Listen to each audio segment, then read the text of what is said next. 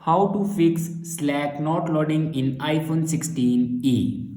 So let's start the video. First of all, restart your device.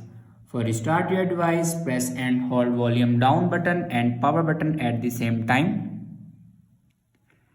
And then slide this icon to right side for restart your iPhone. Restart your iPhone, it can fix your minor glitches.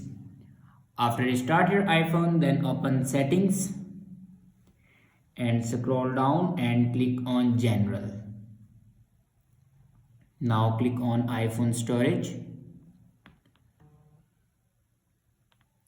Now scroll down and here you can see the option Slack. Now click on Slack.